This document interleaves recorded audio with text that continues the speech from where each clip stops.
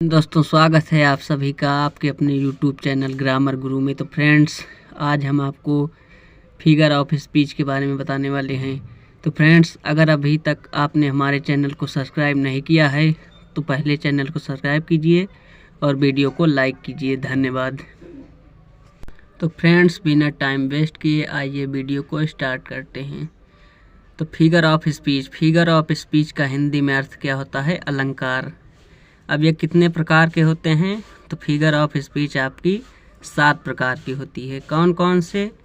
सिमली, उपमा, metaphor, रूपक, personification, मानवीकरण, apostrophe, संबोधन, hyperbole, अतिशयोक्ति, ऑक्सीमोरॉन, विरोधाभास, ओनोमटोपैया, ध्वनि अलंकार। तो आइए सबसे पहले हम पहले को देखते हैं। पहला हमारा क्या है? सिमली। ठीक है दोस्तों, अब सिमली में क्या होता है?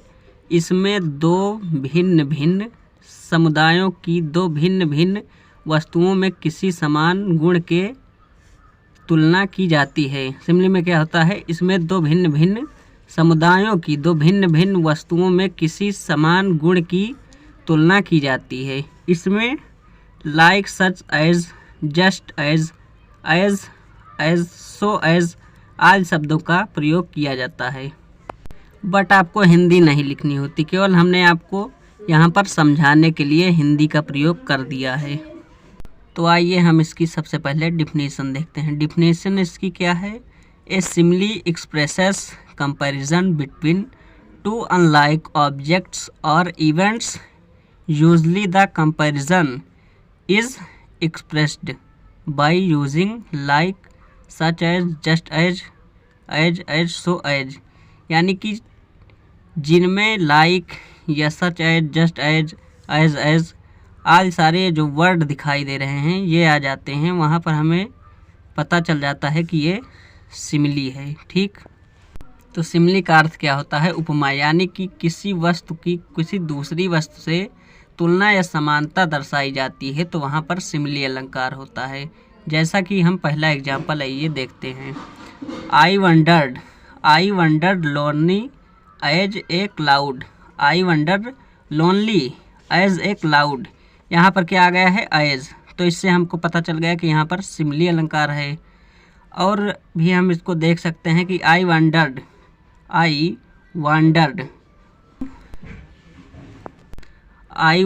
Lonely as a cloud. मैं एक बादल की तरह अकेला रहता हूँ। तो क्या हो गया?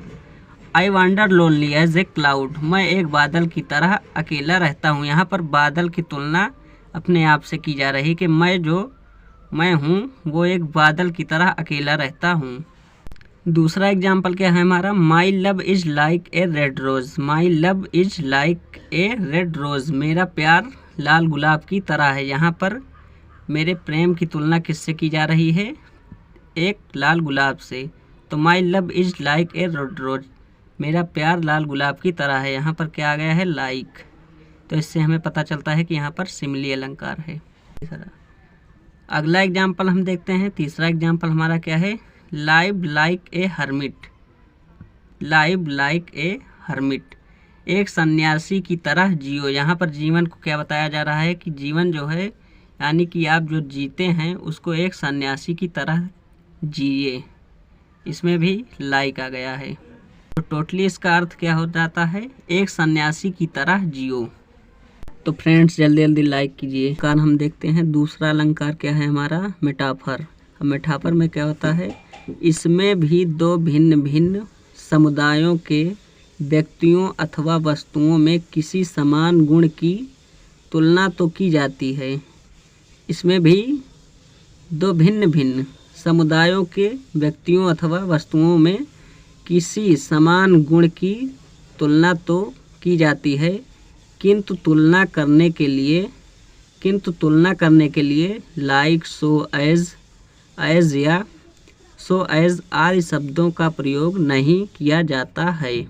और सिमली में क्या होता था? इन सारे वर्ड्स का वहाँ पर प्रयोग होता था, बट मेटाफर में इन सारे वर्ड्स का प्रयोग नहीं होगा।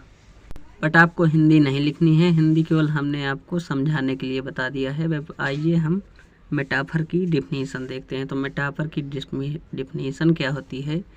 ए metaphor is an employed simile. A metaphor is an employed simile. और दूसरी इसकी डिफिनीशन क्या है? In a metaphor two things are compared but the words of comparison are not used. तो आइए हम पहला एग्जाम्पल देखते हैं। पहला एग्जाम्पल हमारा क्या है? Life is a dream. Life is a dream, जीवन एक सपना है। लाइफ इज अ ड्रीम, जीवन एक सपना है। दूसरा एग्जाम्पल हमारा क्या है? The camel is the ship of the desert. ऊँट रेगिस्तान का जहाज है।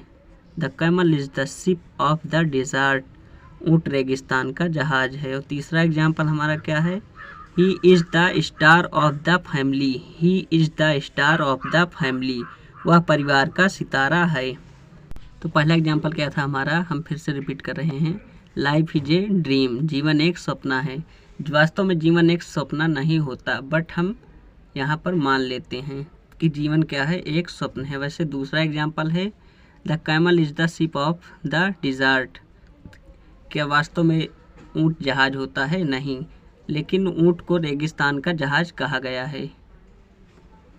और तीसरा एग्जाम्पल हमारा क्या है? He is the star of the family, कि वह अपने परिवार का सितारा है। बट वास्तव में कोई सितारा होता है? लेकिन नहीं, यहाँ पर वैसे केवल बोल दिया गया है कि he is the star of the family. तो अगर आप भी अभी तक हमारे चैनल पर नए हैं तो प्लीज़ चैनल को सब्सक्राइब कीजिए और वीडियो को लाइक कीजिए। आइए अब हम तीसरा अलंकार देखते हैं। तीसरा अलंकार हमारा क्या है? पर्सोनिफिकेशन। अब पर्सोनिफिकेशन में क्या होता है? जब किसी अदृश्य वस्तु या विचार को व्यक्ति के समान सजीव मान लेते हैं तब वह मानवीकरण होता है। जब किसी अदृश्य वस्तु या विचार को व्यक्ति के समान सजीव मान लेते हैं तब वह मानवीकरण होता है।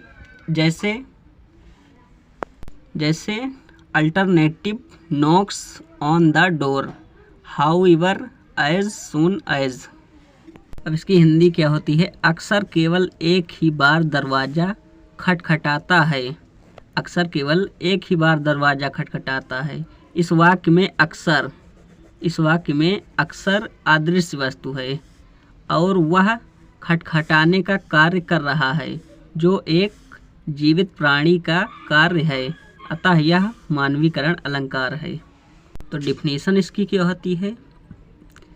In personification lifeless objects and abstract ideas are thought of as living beings।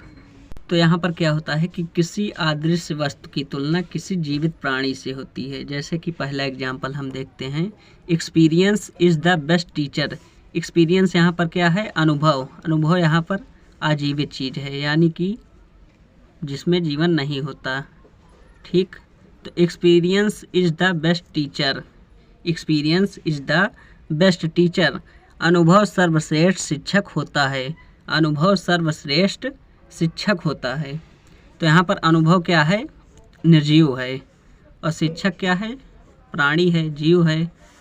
तो यहाँ पर निर्जीव की तुलना सजीव से किया जा रहा है कि experience is the best teacher. अनुभव सर्वश्रेष्ठ शिक्षक होता है। तो इससे हमें यहाँ पर क्या पता चलता है कि ये कौन सा अलंकार है? पर्सोनिफिकेशन। अब दूसरा एग्जाम्पल हम देखते हैं, NXT is the sitting on the here. दूसरा एग्जाम्पल क्या है हमारा? NXT is sitting on her face. NXT means क्या होती है? चिंता। NXT is sitting on her face. चिंता उसके चेहरे पर बैठी है।